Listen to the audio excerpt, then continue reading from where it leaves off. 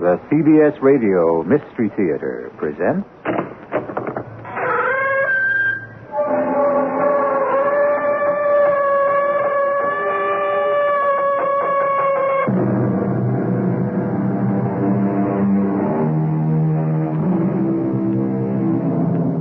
Come in. Welcome. I'm E.G. Marshall. The dream is that small secret chamber in the deepest and most intimate sanctuary of the soul. And we retreat there to find, once again, that primeval cosmic night during which we ourselves were only dreams. Dust you are, and to dust you shall return, says the book. But it may also be that dream we are, and to dream we return, until the final awakening. You've been cheating on me. Oh, honey, that's not true. You've been cheating since the day we were married. Gee, I wish... How can I convince you that I haven't... It's true. And you'll have to stop it, Al, or the police will find out. The police? What police? How did the police come into it? So far, I'm the only one who knows you killed those 3 women. What 3 women? Don't play innocent. The police are going to learn the truth.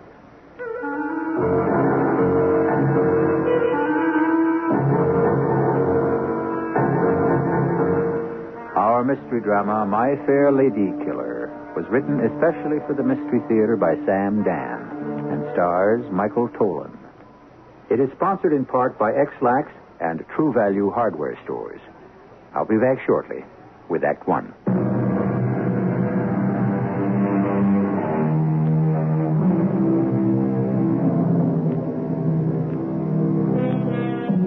Her name is Juanita Rawlinson. She's 32 years old, with an attractive figure and a beautiful face. She was the star of all the varsity dramas back at college. And when she came to New York some 10 years ago, armed with a letter of introduction to a Broadway producer from the chairman of her drama department, she quickly discovered that she was just another pretty face, and that the theater, which had gone on without her for at least 4,000 years, was going to go on without her for at least 4,000 more. And so, she very wisely got a job teaching drama in a suburb of New York City. If it's not the real thing, well, the theater is all make-believe anyway, isn't it?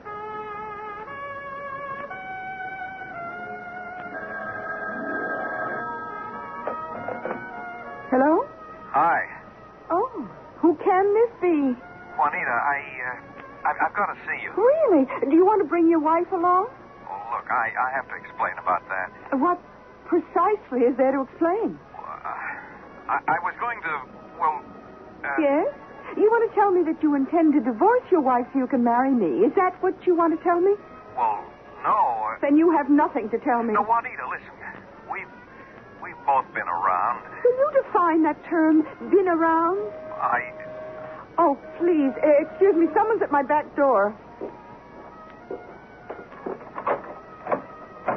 Yes? Oh, what?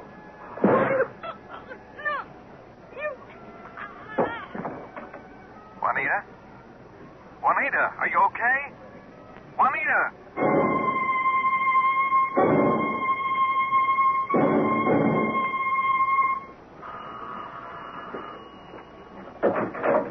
Yeah?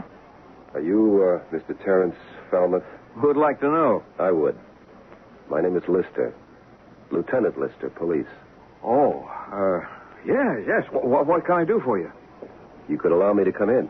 Oh, yes, of course. Please. Just something about a visit from the police. Serves to unnerve a person. Oh, why? Oh, that's a good question. I don't know. Exactly 4 days ago, a Miss Juanita Rawlinson was murdered in her apartment. Oh? Yes, I believe I read about it. She lived in a garden apartment on Llewellyn Circle. Yeah, I think I remember reading about that address. Did you happen to know Miss Rawlinson? Did I know Miss Rawlinson? No, I didn't. You are Terrence Falmouth, aren't you? Well, certainly. You work for Northeastern Marketing Associates? Yes, I do. I see. Lieutenant Lister, is it? Yeah. May I just ask what it is you see? Let's begin all over again. Did you know a Miss Juanita Rawlinson? Well, what is the purpose? The purpose is to get a truthful answer. Are you saying I answered you falsely? I'm saying I'm willing to start all over again. Did you or did you not know Miss Juanita Rawlinson? I know what you're thinking. You're wondering, how much does this cop really know? Can I stonewall it? Who knows about Juanita and me? What can they prove? My advice to you is to tell the truth. But I don't understand. I didn't know Miss Juanita Rawlinson. I guess then that's your answer. Miss Rawlinson's sister is in town. I don't know her either. And she advised us to pick you up for questioning. There has to be some mistake. I have here copies of several letters Miss Juanita Rawlinson wrote to her sister, Mrs. Andrew Toth. Letters?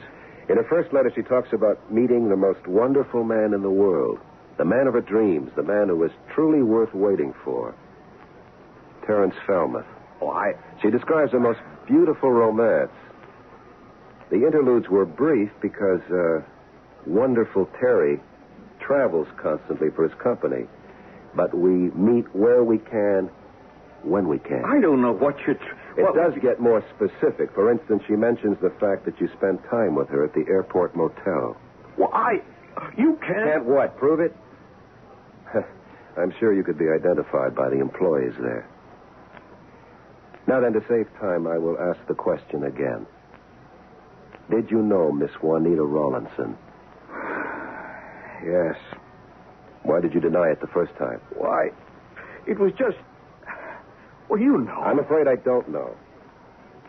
Look, we're men of the world, Lieutenant. Speak for yourself. Okay. We met at a ski lodge. You know how people meet in those kind of places. Anyhow, I was in it for a good time. Why not? And I thought she was, too. But, you know how women are. I don't care how liberated they claim to be. In the end, they all want the same thing, that ring around the finger. And that's what she wanted from you? Yeah, so I ditched her. You know what I mean? Yes, I know what you mean. The problem is it doesn't square with a subsequent letter she wrote to her sister. Well, I wouldn't know about that. How would I know what she writes or wrote to her sister? She found out that you were married, and she became so infuriated she threatened to make you pay for it. She said she'd go to your wife. Well, Your wife, Miss Rawlinson says in her letter, is the type of woman who would strip you clean and then divorce you. Okay. I admit I know Juanita Rawlinson. And you admit the two of you were having an affair. Boy, you make it sound rather tawdry. It was really a beautiful friendship. And so, because of your wife and Juanita's anger, you decided... I said she was highly emotional. In some respects, you could say she was unstable. On the night of the 18th, which was exactly a week ago, you arranged to meet at the airport motel. You admit that? Well, I suppose you have the proof I did. We have. She confronted you with the fact of your marriage. She threatened to expose the affair to your wife. You told her if she ever tried a thing like that, you'd kill her. Well, I deny that. It was a pretty good fight. There were complaints about the noise. The desk clerk came up. All right. Yeah, that's true. And you did make threats. No, I didn't. We can produce witnesses who will swear they heard you. Just a minute. What's a threat? Huh? Tell me. I'll tell you. A threat is something you really mean to carry out. Sure, I said to her, I'll kill you, but I didn't mean it. No, but for that reason, it wasn't really a threat. You see what I mean? No. Well, didn't you ever blow your stack at somebody and say, I'll kill you? Never. I know you don't like me. And maybe if you knew what I have to put up with... We have a murder. And we have a man with a motive. But I didn't kill her. I can prove I didn't kill her. Yes? Just before she died, I called her up. You did? On the telephone. I had to see her again. You know women. Some women, they're like a drug. You say you telephoned. Yeah, we were talking. And I heard the doorbell. She said, someone's at my back door, and she put down the phone to answer it. And then I heard kind of a groan or a moan, and she didn't come back to the phone. And what did you do? Well, I hung on for a while, and I didn't know what to do, so I hung up. You said you heard a groan or a moan. You couldn't tell which. No, I couldn't. But it did sound as if she might have run into some kind of trouble. Well, yes, it did. Shouldn't you have gone to investigate? How could I? I'd sneaked out of the house to make a call from the drugstore. I had to be back home in 5 minutes to take my wife shopping. Shouldn't you have telephoned the police? Yeah, well, I suppose I should have, but I didn't want to. I was afraid I'd get involved. So knowing that she might have been in serious trouble, you simply forgot about the whole Oh, thing. you don't know my wife. She can make my life a living hell. She was killed by a bullet from a .32 caliber revolver. I can't divorce her. She has all the But money. Miss Rawlinson did not die instantly. Couldn't Juanita understand She that? fell to the floor unconscious. Her body wasn't discovered until 3 hours later. It's possible that if she'd had prompt medical help, she might still be alive. Well, what I did, I know it was despicable. Oh, yeah, I know. But it certainly wasn't against the law. Of course, we only have your word for the telephone call. Oh, no, I called. How can you prove that you were the one who made it? I tell you, I called her. On the other hand, you could be the one who killed her. Oh, no. No, I didn't. You had the motive. You've got to believe me. I've also got to book you. Book me? What does that mean? As a material witness, at the very least.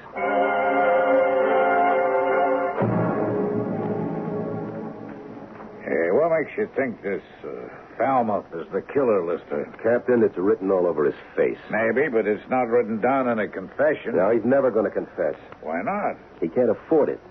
He has to maintain his innocence in front of his wife. Yeah, but what have we really got on him? Motive. He threatened to kill her. So he's got the motive and he threatened to kill her. You know what a good lawyer can do with that kind of circumstantial evidence? I can get it out of him, Captain. He doesn't have to talk to Now, you. just leave it to me. Frank, you just don't like this guy, so you're letting your feelings... I admit it. I don't like him. What did you do with the gun? What gun? The .32 caliber you used to kill her. I didn't kill her. We're past all that, Mr. Falmouth. I can prove it.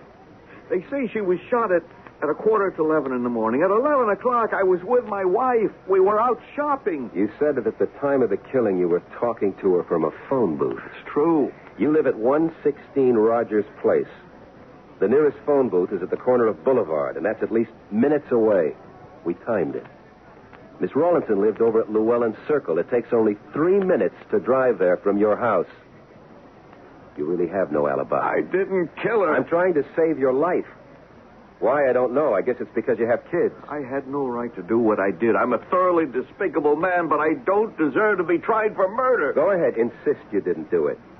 You won't convince one member of that jury. They won't even have to leave the box to find you guilty of murder one. No. Admit it. Say you're only human. Say you couldn't help yourself. Say you saw your whole world coming apart. The jury's made up of human beings. They can understand that. You won't get off. You'll pay. But the price won't be so high. But I'm innocent. Your problem is you don't listen. Deny it, and you get the book thrown at you. Life. Confess, and you're out before you're even 50 years old. That's still young enough to start life all over again. Somebody has to believe me. Max, I want to see you for a minute. Okay, Captain. Now, come on outside. Okay, Frank. We gotta let him go. Who? Falmouth. Who'd you think? Why? He's obviously guilty. No, Frank, he's innocent. We can prove it. Well, we knew all along that Mr. Terence Falmouth was innocent. That was never the issue, as far as we're concerned. But for a while there, it looked as if we might have been in for one of those classic miscarriages of justice stories. Obviously, we're not. What kind of story will this turn out to be? You'll find out as soon as the second act begins.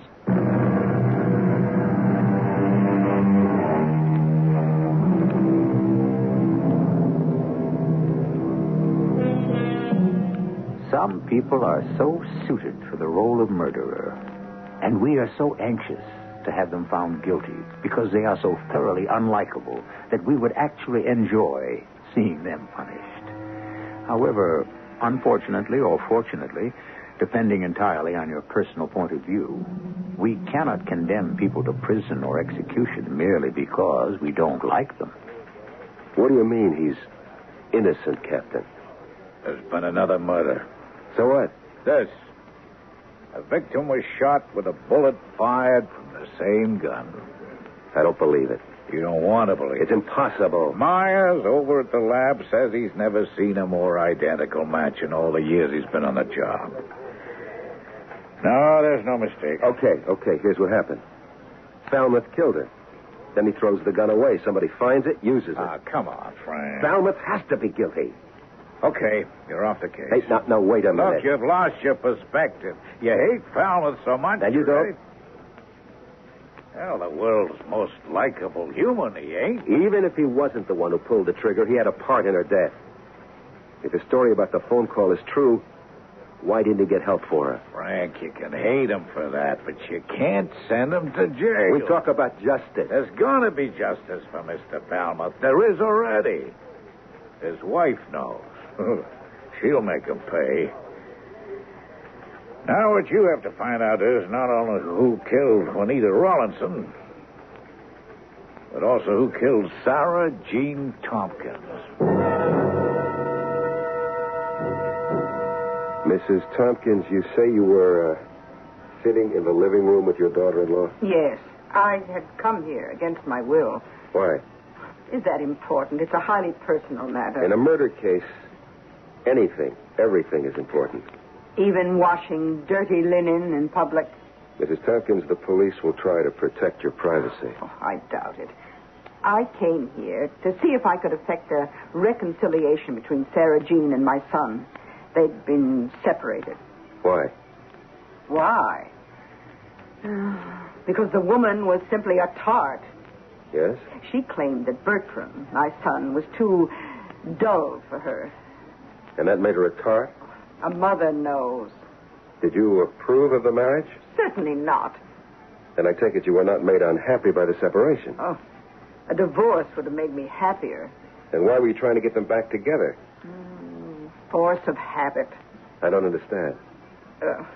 Ever since he was born, I indulged Bertram in all of his whims.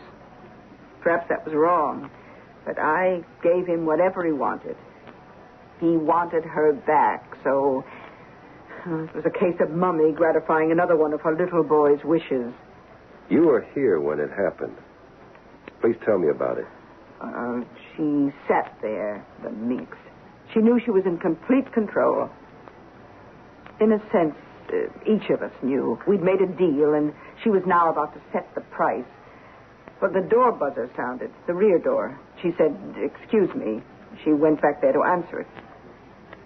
Someone was there, and that someone killed her. You couldn't see anything? Oh, no. There's a door in between, the kitchen door. You didn't hear a shot? No, but I wasn't listening. Still, you would have heard a shot.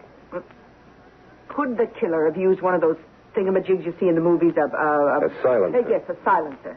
I saw one in the film, and it makes this sort of popping sound. I may have heard something like that. What did you do? Well, I didn't do anything at first. A few minutes went by, and she didn't come back. Finally, I called out to her. She didn't answer, so I decided to go out to the kitchen. And there she was, on the floor. She was dead. I called the police. And you saw no one? I didn't see or hear a soul. In exactly 5 minutes, the police car arrived. Do you know anyone who would want to kill her? Well, I would, but I didn't. Anyone else? She was a...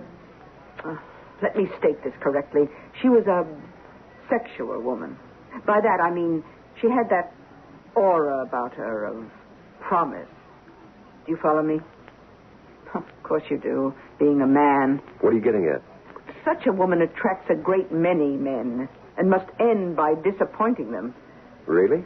Lieutenant, you know what I mean. They go from man to man, and some men refuse to be dropped. They become violent. Could your son have been such a man, Mrs. Tompkins? Oh, no. Bertram couldn't have killed her. How can you be sure? Well, Bertram is in Paris on business. He's been there for the last 2 weeks. He's due back today, however. Mrs. Tompkins, you say your daughter-in-law, Sarah Jean, has been active with other men. Can you name any? Oh, well, I don't know anyone's name specifically, but I do know, however, that she must have been. Could you tell me if she knew of Juanita Rawlinson? Juanita Rawlinson. Why is that name familiar? Oh, yes, it was in the paper and on the news just recently. She was also murdered. And not very far from here, in this very neighborhood. Could there be a connection? Oh, excuse me. Hello? Is Lieutenant Lister there, please? Oh, just a moment. It's for you. Oh, thank you. Lister. Frank, get over here right away. We got another one. Another what, Captain? Another murder. Another dame. The same gun. Who is she, Captain? Marilyn Walters. Divorced. Lived alone at Underwood Terrace, age 37. Blonde, attractive. Worked as a draftswoman for an engineering outfit. Okay, she's in her 30s.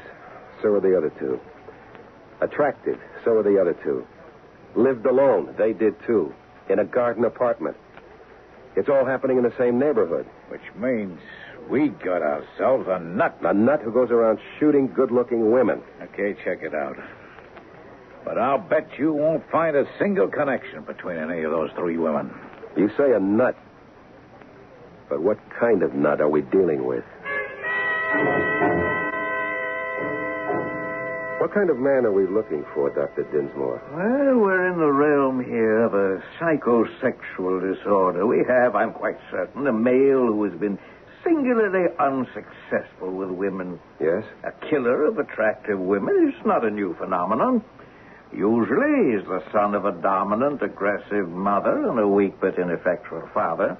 The mother spoils, showers him with affection. He comes to identify with her. However, since she is the female symbol in his life, he now lives in dread of incest. Therefore, since he sees all women as his mother, he's unsuccessful as a lover. And therefore he kills? Oh, he's not aware of all this. He only knows he cannot consummate a relationship with a woman. Angered, frustrated, he uses another sexual symbol, the gun. I see. Now, you're looking for a man who's approaching middle age. He's shy, repressed, either lives alone or with his mother. He's not married? Of course not. How could he be?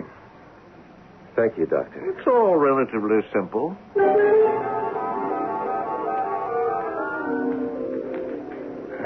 Where'd you get with the shrink?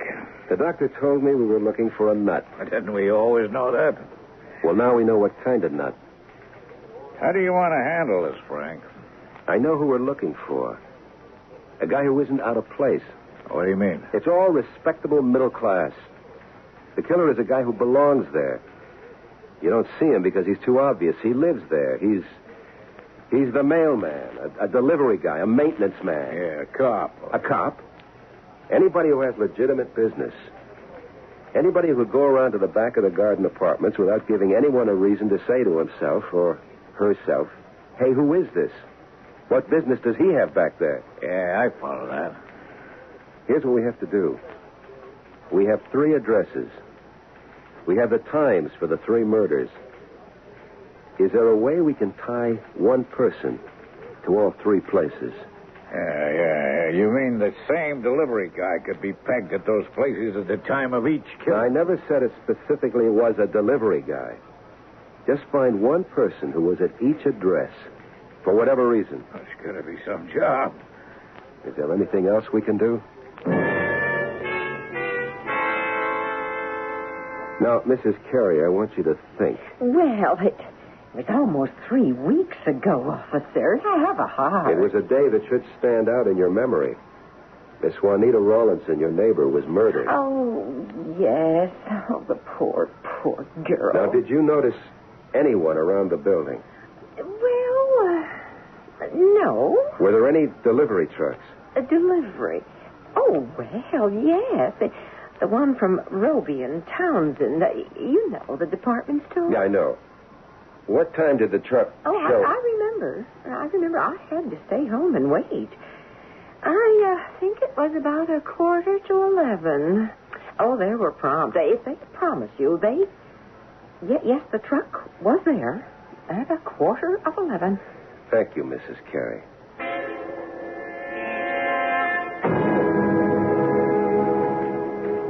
Okay, here's the master list. We have 17 delivery trucks. No two were at all three places. We got a telephone installer, but he was only at the Tompkins location. The prowl cars that cover the neighborhoods are out because their times are logged to show they couldn't have been any of them there at the required time. We've been days, weeks trying to recreate this thing, and we're nowhere. Lieutenant Lister. Yes. I remember you, Mr. Janowski. Yes, I did say if you could remember anyone else. You remember?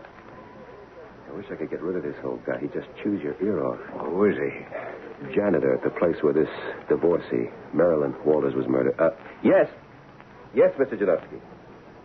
Yeah, I know how hard it is to remember. Yeah. Well, keep it... What? What do you mean? What's his name? Price? Alvin Price. Well, thank you. Yes. Goodbye. What do you got, Lister? I don't know. A guy named Price. Alvin Price. Yeah, what about him? He's a landscape gardener. Why wasn't his name on the list? Maybe because of the way we've been asking the questions. Most people think we've been looking for strangers, for delivery men and maintenance people they don't know. So what about this Price? He's a landscape and garden man.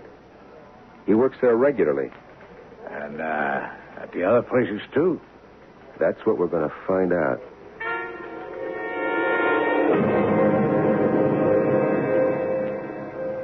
Where are you going tonight, Al? Oh, I got to go out, Felicia. Where? Just, on business. You mean you're going to cut grass in the dark? You're going to plant bushes in the middle of the night? No, I just got to meet a guy. A guy, huh? But for crying out loud, will you cut that out? According to you, I'm having an affair with every dame in Moreland County. Almost every day. Look, I don't play around. Oh, Felicia, sure. I don't. What a great job for a lover like you. All those good-looking dames all alone in the house during the day while the hubby is gone. What can I do to make you believe that You could spend more time at home. Felicia, look, I got a chance to put through a deal tonight.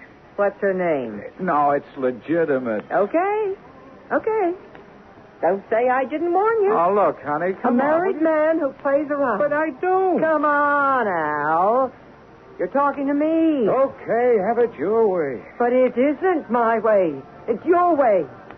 You're the one who won't listen to reason.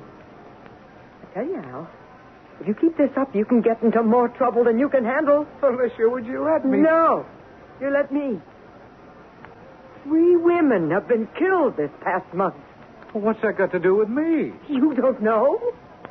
You really intend to stand there and tell me you don't know? No, I don't. You mean to tell me you didn't do it?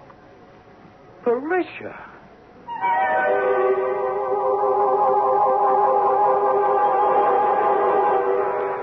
You must admit, we have suddenly introduced not only 2 new characters, but quite likely the solution to our problem. We have here Mr. Alvin Price and his spouse, Felicia.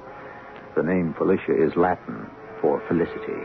But the situation in the Price household is anything but felicitous. Well, things may become happier in Act 3.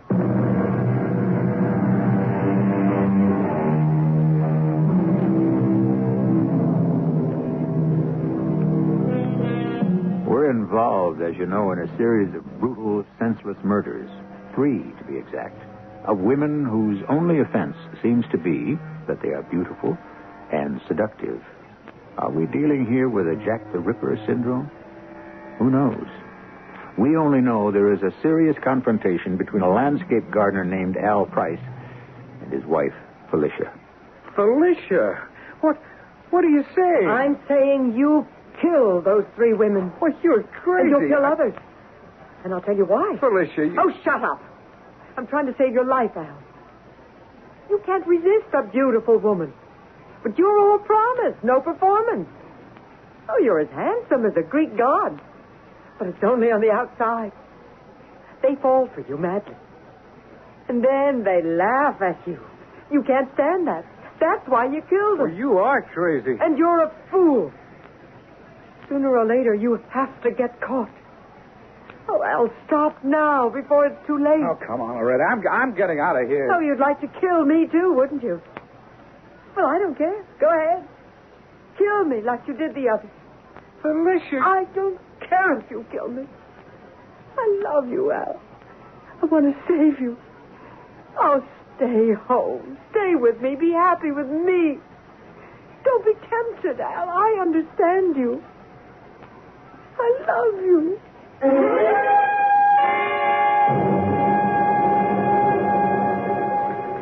Okay. You're sure? You hired him to work on that day, and he was there. Yeah. Thank you, Mr. Collins. What do you got now, Lister? We could very well have our man, Captain. He was at all three places at the time of each killing. Can that be proved? Absolutely. There are timesheets, witnesses. What it amounts to is this.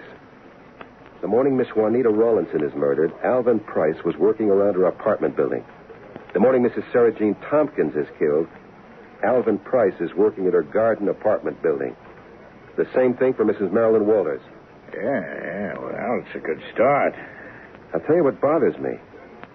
Al Price simply doesn't fit the psychological profile. Yeah, that may be true. No, all the psychiatrists and psychologists have been having a field day with this thing. They've come up with a repressed, timid, unmarried guy. And Al Price is anything but. Yeah. Price is tall, good-looking. And he's married to a good-looking woman, too. So, what do you suggest we do now?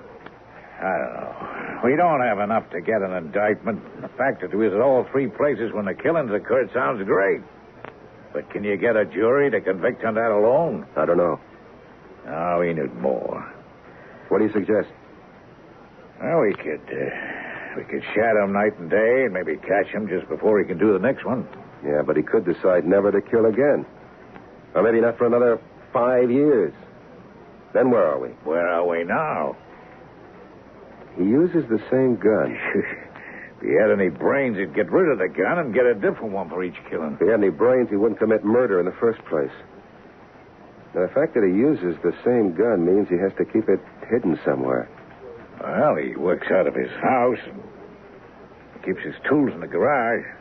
We got to find that gun. It's the only way we can tie him into it. It's a problem. Because if we give him any cause to suspect we're onto him, he can get rid of that gun, and then we've lost him forever. Well, we don't have him this way either. I say let's go for broke. Okay, we'll get a warrant.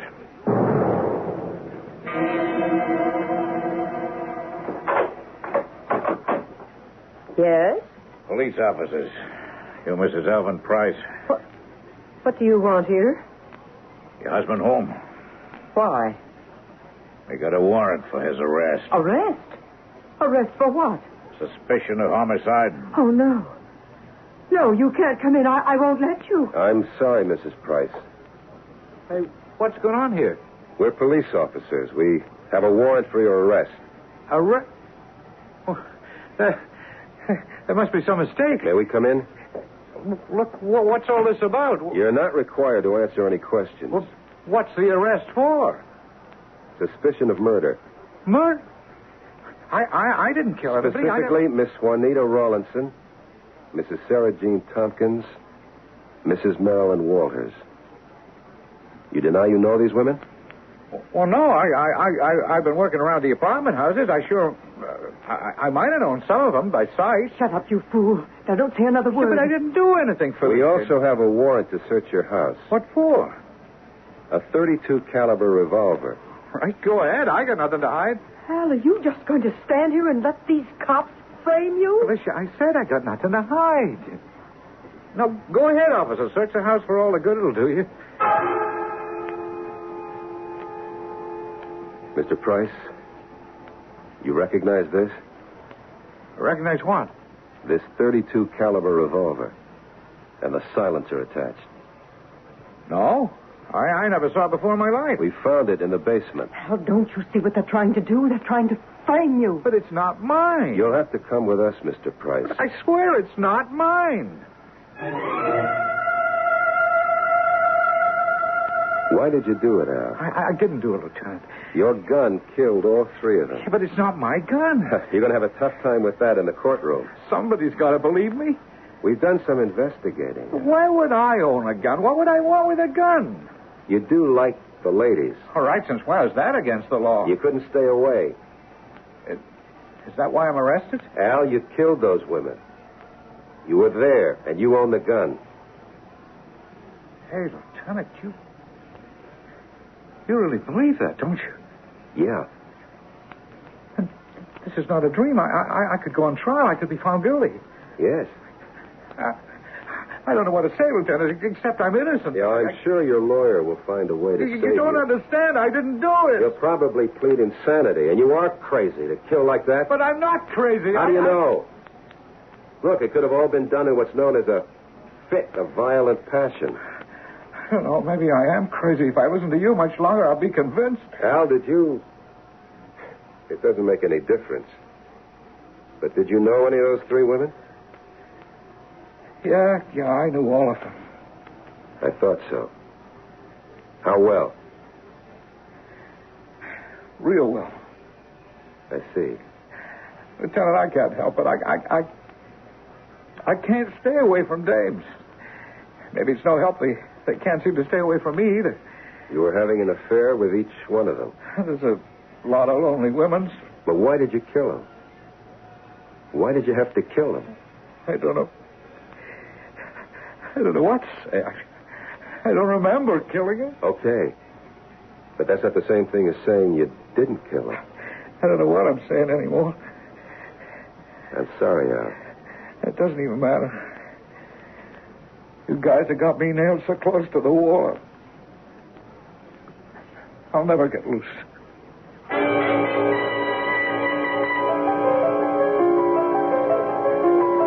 Hey, Frank. Where you been? At the sentencing, Captain. Yeah, who's sentenced? Al Price. Oh, that was a long time ago, that case. He was just sentenced today? Yeah.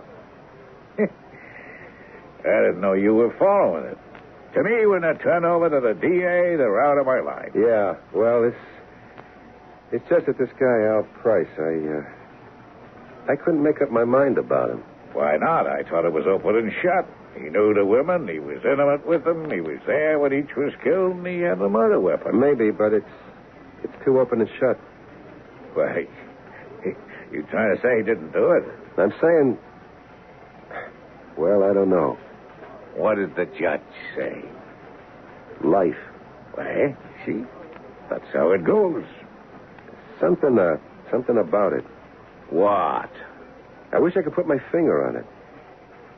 I wish I could really believe he was guilty. Or be absolutely convinced he's innocent. Meh. I guess we'll never know.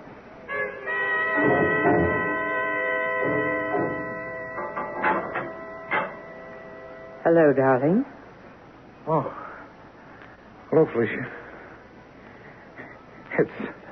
It's a bad day out. You didn't have to come here in this weather. Oh, these visits are all I have to live for now. Can't be much fun for you. My whole life with you hasn't been much fun. I knew you never loved me. Felicia. You married me, Al, because I was beautiful and my father had money. Your love cooled when the cash ran out and my looks faded. Oh, please, Felicia, don't... But you see, I was stuck because I still loved you. I'm sorry. I knew there were other women. Oh, you tried to lie about it. Well, I didn't want to hurt you, but so... you did. Oh, I knew about each one of them. I'm sorry. You keep saying you're sorry. Well, what else can I say? We were married less than a year when you were unfaithful to me. I'm sorry. Don't say that word again. You couldn't wait to leave me and be with someone else. And I, poor, foolish me, I just took it. I'm warning you. Say anything you wish, but don't say you're sorry. Because you're not. This went on for our entire married life. And then, one day, I decided to put a stop to it. I would end all of your extramarital affairs. Felicia, I said I was sorry. Oh, you're not nearly as sorry as you're going to be. Why should I sit home, the poor, helpless little housewife, wringing her hands, crying her eyes out? Oh, Felicia, I'm being punished. Oh, no. Not yet. I said I would stop it. And months ago, I decided how. I bought a gun. A .32 caliber revolver. A silencer. Felicia. I followed you when you left for work, Al. I saw who your new lady friends were. And so... You didn't... Yes, I did. I made sure you'd never be unfaithful to me again. That's why I killed them. You killed them? That's right. And you're going to stay here for the rest of your life. Why, Felicia? Why? I swore no other woman would ever have you. No other women ever will. You're here. You're safe. You're mine. God! She's guilty. She killed him. She admits she killed him. Hey, God, I didn't do it. She killed him.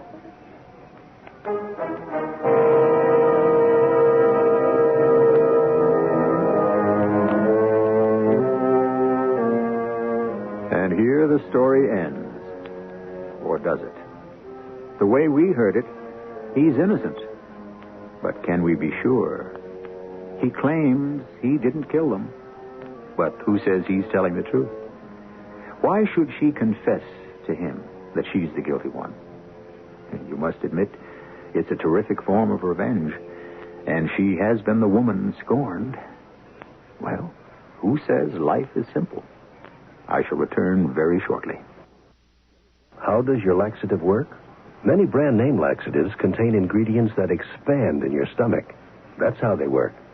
We know a medicine that works differently. It's in the X-Lax pill. Overnight, the X-Lax pill gently stimulates your system's own regular rhythm. Stimulates your system for relief in the morning. No surprises, just relief in the morning. That's the X-Lax pill. Try it tonight with confidence. For occasional use only as directed. X-Lax pills. You probably don't go to your True Value hardware store just to buy batteries. Hi, Pat Summerall. You probably pick up some while you're there just because you happen to see them at the checkout counter. But now here's a good reason to go to your True Value hardware store just to buy batteries. Now you can get a 4-pack of Ever-Ready C or D-sized batteries for just 77 cents with a coupon from the Super 7 Value Circular. That's 4 C or D batteries for just 77 cents. You might not need batteries right now, but remember those times when you needed a flashlight and the batteries were dead? Or the time when you were going to the beach with your portable radio? And guess what? No batteries. So now's the time, while they're on sale. Get a 4-pack of Ever-Ready C or D size batteries for just 77 cents with a coupon from the Super 7 Value Circular from participating True Value hardware stores. And remember, True Value, that's more than just a name. It's their way of doing business. And tell them Pat Summerall sent you.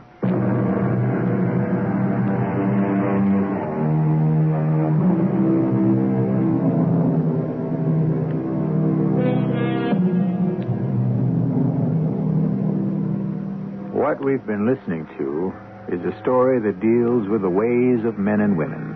Now, surely, there is no other field of activity so volatile, so unpredictable. The problem is, we really don't know why we fall in love or out of love. The same passion that will inspire us to love another human being can drive us to kill him or her, as the case may be. Our cast included Michael Tolan, Bryna Rayburn, Joan Shea, Ian Martin, and Bill Griffiths. The entire production was under the direction of Himan Brown. This is E.G. Marshall inviting you to return to our Mystery Theater for another adventure in the macabre. Until next time, pleasant dreams.